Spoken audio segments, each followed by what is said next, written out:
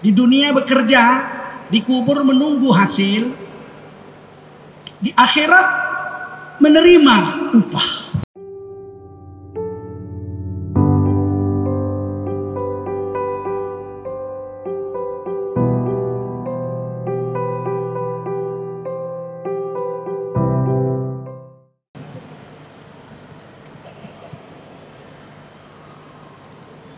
Nah, derajat manusia itu beda-beda. Yang paling tinggi derajat nabi-nabi. Kita di dunia ini harus berusaha untuk mencapai derajat yang tinggi di akhirat. Kerjanya di dunia ini. Di dunia inilah kita bekerja untuk mengambil ranking di akhirat. Ranking di akhirat itu tinggal diterima. Kerjanya di dunia. Di dunia bekerja, di kubur menunggu hasil. Di akhirat menerima upah. Jadi di dunia ini harus kerja. Di kubur nggak bisa kerja lagi, tinggal nunggu aja, nunggu hasil. Akhirat tinggal terima hasil. Derajat manusia yang paling tinggi yang selamat di akhirat hanya 4. Berapa? Nggak banyak-banyak. Yang selamat di akhirat manusia itu 4 derajat saja. Selain yang 4 ini nggak selamat. Siapa yang 4 itu? Ulaika ma'an ladzina an'ama 'alaihim minan nabiyyin was-siddiqin wasyuhada'i was-salihin wa hasuna ulaika rafiqa. Mereka akan bersama-sama di hari kiamat bersama orang-orang yang telah beri kami telah beri nikmat atas mereka, yaitu golongan nabi-nabi. Ini yang paling tinggi, golongan nabi-nabi. Surganya namanya Firdaus. Tapi bukan di Firdaus, bukan nabi saja. Bukan nabi saja di Firdaus. Ada orang-orang mukmin yang soleh-soleh masuk ke Firdaus. Yarisunal Firdaus hum fiha khalidun. Mereka mewarisi surga Firdaus dan kekal di dalamnya selama-lamanya. Kita jadi nabi ya mungkin. Tidak lagi nabi setelah Nabi Muhammad. Betul. Khatamun Nabiyyin, penutup nabi-nabi Nabi Muhammad. Kalau ada orang ngaku nabi setelah Nabi Muhammad, dipastikan nabi palsu. Pasti. Tidak diragukan lagi. Palsu 100 karat. Palsu berkarat. Kita nggak bisa jadi nabi, tapi kita bisa bersama nabi-nabi. Kita bisa bersama dengan nabi. Siapa yang bersama nabi-nabi? 1. Dalam hadis Muslim Rasulullah bersabda, Al-mahiru bil Quran ma'asafaratil kiramil bararah. Siapa yang mahir baca Quran akan bersama-sama dengan nabi-nabi dan rasul-rasul di surga Firdaus. Al-mahiru bil Quran, mahir dengan Quran, fasih, hafal, akhlaknya mulia. Ini tetangga rasul-rasul di Firdaus. Maka wanita kalau mau cari suami, carilah suami yang mahir dengan Quran. Nggak mungkin lapar, nggak mungkin. Orang yang mahir dengan Quran tidak mungkin lapar. Dijamin perutnya, diharamkan Allah. Ahli Quran lapar perutnya, diharamkan Allah. Puasa pun nggak lapar deh. Itu keajaiban Quran. Nanti Dajjal akan turun. Hari pertama turun di Isfahan, Iran. 70.000 ulama Iran sesat menjadi pendamping Dajjal. Ini hadis Sahih Bukhari. Jadi Dajjal itu turunnya tidak di Wonosobo, ya, tapi di Isfahan, Iran. 40 hari Dajjal menyesatkan seluruh orang-orang yang cinta dan tamak dengan dunia. Orang-orang mukmin pergi ke gunung-gunung, di boikot makanannya oleh pengikut Dajjal yang 90% lebih dunia ini ikut Dajjal. Orang-orang beriman tidak dapat makanan, tidak dapat minuman. Minum dan makan mereka zikir saja. Subhanallah, walhamdulillah, wa la ilaha illallah, wallahu akbar. Allah beri kenyang, Allah beri tidak haus. Apalagi dia baca Quran, subhanallah. Ini kehebatan Quran. Bagi yang tidak bisa mahir apa boleh buat. Tapi jangan putus asa sebab derajatnya tetap tinggi. Mahir itu taufik Allah. Belum tentu orang Arab mahir. Saya pernah tinggal di Arab, di Mekah sana. Orang baca Quran orang Arab. Ya Allah. Rabbana atina fid dunya hasanatan, fil akhirati hasanatan, wa qina adzabannar. Hasanatan. Tidak hasanatan. La. Ada hasanatan. Oh iya, hidung aja menang hidung. Soal fasih belum tentu sama orang Indonesia. Kalau nggak bisa baca Quran fasih, paling tidak derajatnya tinggi juga. Kata Nabi, walladzi yaqra'ul Qur'an wa yatata'ta wa huwa 'alaihi syaq lahu ajroni. Siapa baca Quran nyangkut-nyangkut, patah-patah, nggak lancar, lidahnya bengkak-bengkok, dia dapat 2 pahala. Lahu ajroni, 2 pahala. 1 pahala jihad. Mendatangi guru belajar dengan susah payah, nggak pandai-pandai, 10 tahun bodoh terus. Sabar, dapat pahala jihad. Mati di jalan, mati syahid. Yang kedua, baca Quran 1 huruf tetap dihitung 10 pahala. Tetap dihitung 10 pahala 1 huruf. Dia baca fala, gurunya di depan. Fala, fala.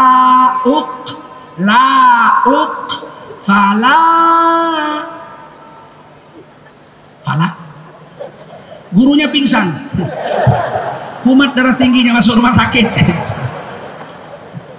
Anak muridnya nggak berdosa, dapat pahala 2. Masya Allah. Tapi orang nggak sabar hari ini baca Quran, nggak sabar. Susah lah, orang namanya bukan bahasa kita kok. Susah. Terus belajar. Mati bersama nabi-nabi. Yang kedua, ana wakafilul yatim hakada. Kata Nabi, aku dengan orang yang ngurus anak yatim begini. Nabi renggangkan jarinya, aku dengan orang yang mengurusi anak yatim begini. Tetangga di surga dengan Rasulullah, orang yang mengurus anak yatim. Biar 1 orang kita uruslah anak yatim, biar 1 orang. Syukur-syukur bisa urus banyak. Nggak bisa minimal kita udah kerja punya gaji, minimal 1 orang anak yatim kita urusin. Sebab apa? Itu tiket kita untuk menjadi tetangga Rasulullah di surga. Masuk surga banyak, ada 7 tingkatan surga, 8 surga, 8 surga. Kita mau yang Firdaus, tentu ada tiketnya. Tiketnya apa? Urusan anak yatim. Kalau ngurus anak yatim begini dengan Rasul di surga. Ini baru ngurus anaknya, bagaimana ngurus mamanya?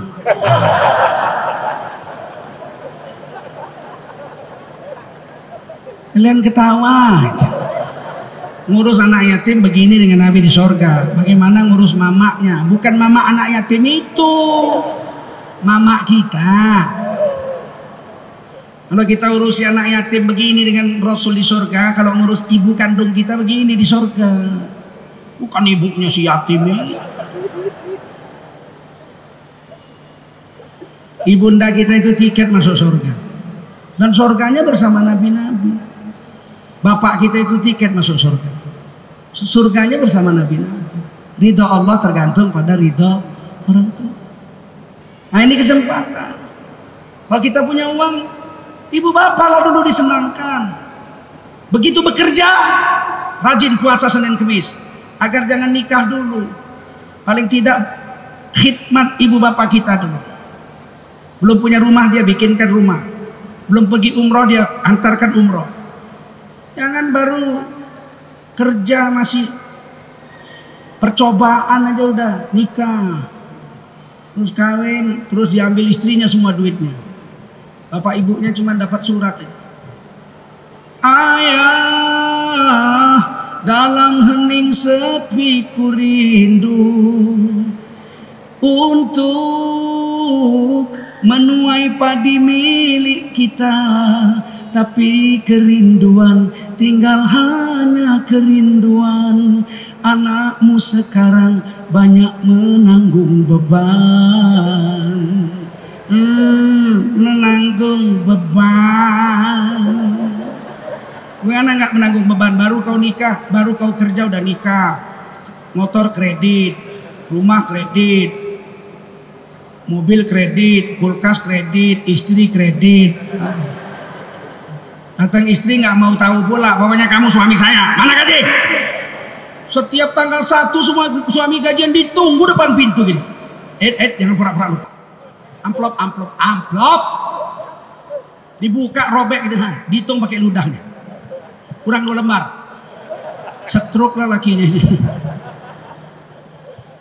Perempuan, hak kamu ada. Tapi hak ibu mertuamu ada juga. Ibu bapak mertuamu ada juga. Kalau suamimu mati, kamu dapat hak 1/8 harta warisan suamimu. Kalau punya anak. Tapi ibu mertuamu itu punya hak 1/6 dari harta suamimu. Artinya lebih besar lah hak mertua daripada hak istri. Begitu. Kita ini sadar dikit sadar. Ini laki-laki ini kadang-kadang kumisnya begini. Tapi kalau udah dibentak istri diam. Langsung.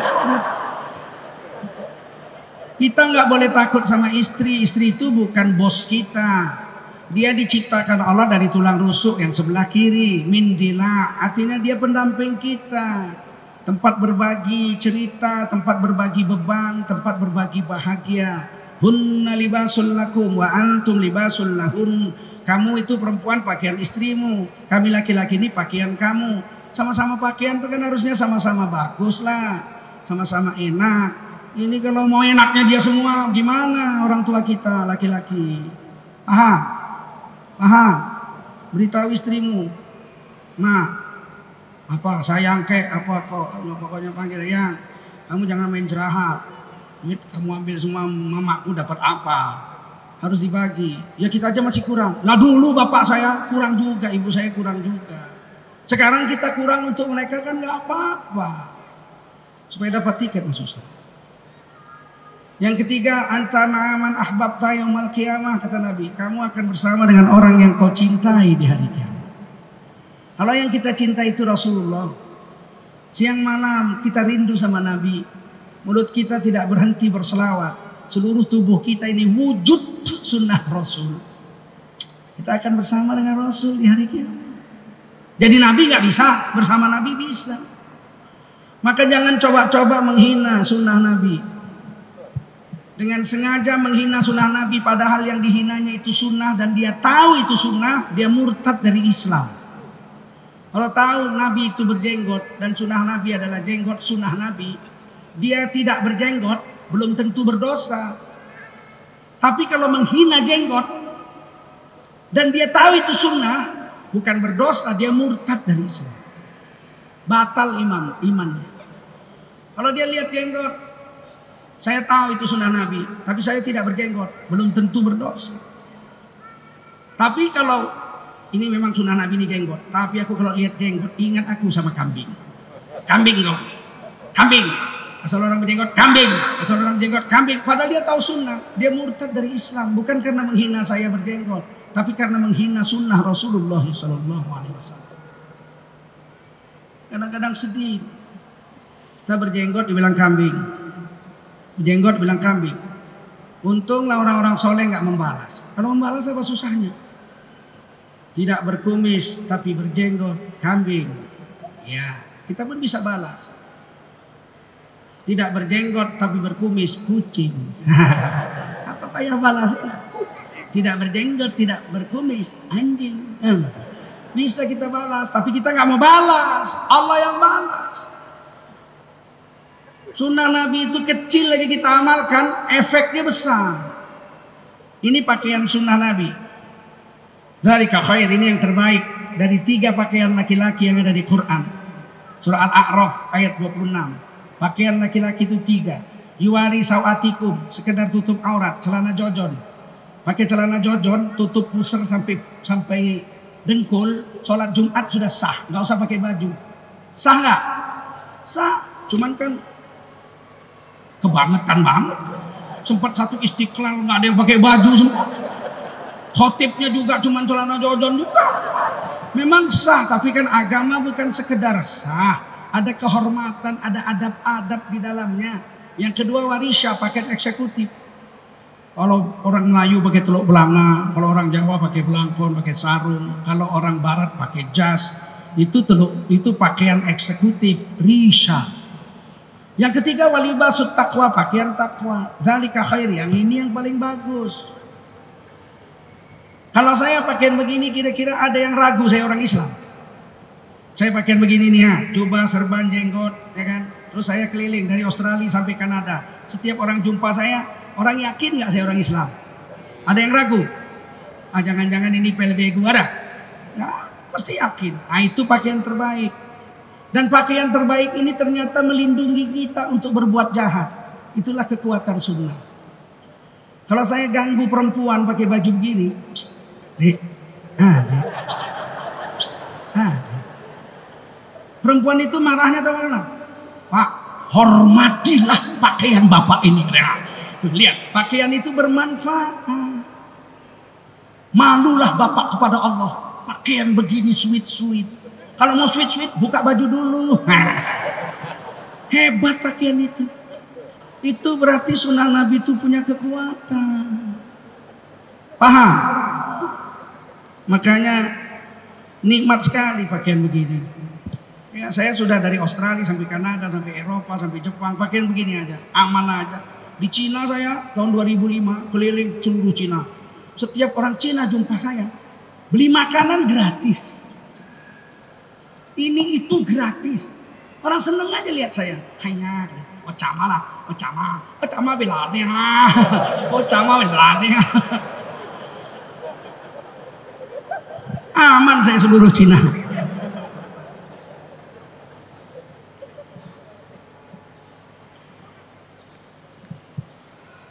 Kita bisa bersama Nabi kalau kita cinta pada Nabi. Siang malam kerinduan kita pada Nabi. Alangkah indahnya ya, kita nggak jumpa Nabi, nggak pernah dengar suaranya yang merdu, nggak pernah memandang wajahnya yang tampan, tidak pernah jumpa dengan wahyu yang dibaca langsung dari mulut baginda Rasul. Tapi kita diberi iman, kan hebat. Alangkah indahnya dan syahdunya kalau kita menyebut Nabi. Saya teringat Bimbo. Waktu dikabarkan sang Bimbo wafat, saya sempat menangis. Waktu kecil-kecil saya pernah dibikin bangga oleh Bimbo itu. Lagi main-main kelereng kami sama kawan-kawan. Tiba-tiba radio bunyi itu. Dulu kalau ngidupin radio kuat-kuat. Ceng, ceng, ceng. Wow, semua berdiri. Ada anak bertanya pada bapaknya. Kami semua berhenti main kelereng itu. Sampai habis lagu itu. Ih, bahagia sekali rasanya zaman itu, tahun 70-an itu. Mendengarkan lagu Bimbo itu. Tiba-tiba dengar Bimbo wafat, sedih juga. Ternyata Bimbo nggak wafat. Waktu pembukaan musabaqah tilawatul Quran, saya hadir itu di Lombok. Tiba-tiba selesai acara, Bimbo nyanyi, ada sajadah. Wah, saya langsung berdiri, Bimbo, nggak jadi mati rupanya mati. Bangga sekali. Ada satu Bimbo itu, ada satu lagunya, syairnya dikarang oleh Taufik Ismail tentang Rasul. Rindu kami padamu ya Rasul, rindu tiada terperi.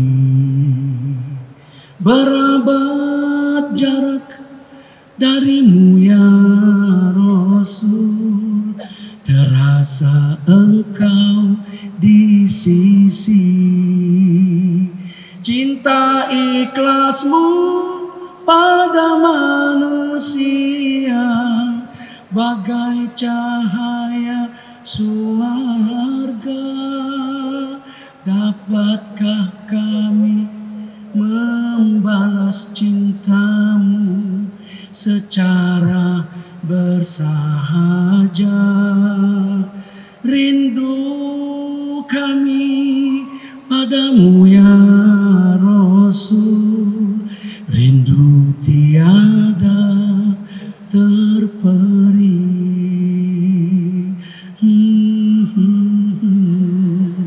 Aduh, rasanya kalau adalah Rasul sekarang di sini, kepingin rasanya memeluk dan mencium kakinya, Mas. Cinta pada Rasul tidak main-main. Anda bukan dapat surga, tapi Anda dapat surga bersama dengan Rasulullah. Yang kedua, wasiddiqin, orang-orang siddiq, orang-orang jujur. Orang-orang jujur ini satu tingkat di bawah Nabi. Sebab untuk jadi jujur perlu waktu puluhan tahun. Dari kecil kita jujur, jujur, jujur, jujur sampai kita tua terbawa terus sampai distempel oleh Allah Siddiq, orang yang jujur. Sehingga satu desa kita menyebut kita dengan tambahan nama Zulkarnain. Zulkarnain jujur. Si Zulkarnain yang jujur, si Bejo yang jujur, Aminah yang jujur, masya Allah. Jujur itu diberi Allah belakangan melalui lisan sahabat-sahabat kita. Abu Bakar As-Siddiq, Abu Bakar yang jujur, masya Allah. Kalau datang orang ke desa kita, Pak, saya mau ketemu Pak Udin. Di sini ada 5 Udin. Udin itu kawan saya sekolah dulu, dia terkenal lugu dan jujur. Oh, kalau Udin yang jujur cuma satu sana yang jualan kambing. Yang lain nggak jujur semua. Masya Allah, jujur itu, Siddiq itu pangkatnya 1 derajat saja di bawah Nabi. Nggak gampang jadi orang jujur. Di bawahnya syuhada, orang mati syahid. Orang mati syahid itu sebentar. Musuh datang menyerang negara kita, kita bangun. Bismillah, Allahu Akbar, perang. Dar, ditembak, mati. Dapat kita syahid sebentar. Kalau jujur itu perlu waktu lama. Maka jujur lebih tinggi pangkatnya orang jujur daripada orang mati syahid. Orang mati syahid aja dikubur tidak busuk jenazahnya. Yurzakun farihin, diberi makan, diberi minum. Di dalam kuburnya diberi makan, diberi minum. Bagaimana orang jujur? Yang keempat, wassalihin, orang-orang soleh. Orang-orang soleh itu yang paling rendah, yang selamat di hari kiamat. Soleh adalah beramal menurut maunya Allah dan Rasul. Kalau ada perempuan mau nyebrang jalan raya ramai, anak gadis cantik jelita mau nyebrang, sudah setengah jam gak berani saking ramainya, berkeringat. Tiba-tiba kita lewat, lihat anak gadis, kita tanya, adik mau kemana? Oh, abang saya mau nyebrang tapi takut. Apakah adik mau abang tolong? Mari bersama kita menyeberang. Mau? Kita pegang tangannya. Cek. Ayo kita nyeberang. Selamat sampai sana. Kita telah menolongnya. Perbuatan kita baik. Mungkin baik. Tapi tidak soleh. Kenapa? Karena perempuan itu bukan istri kita. Bukan mahram kita. Kok kita pegang tangannya? Ya tapi kan menyelamatkan mau nyeberang. Kan bisa pakai sapu tangan. Ya kan? Kan bisa. Kau pegang sebelah sana, aku pegang sebelah sini. Kan bisa. Kenapa harus kita pegang tangan? Kita disuruh beramal soleh. Bukan berbuat asal-asalan. Soleh adalah menurut aturan Allah dan Rasulnya.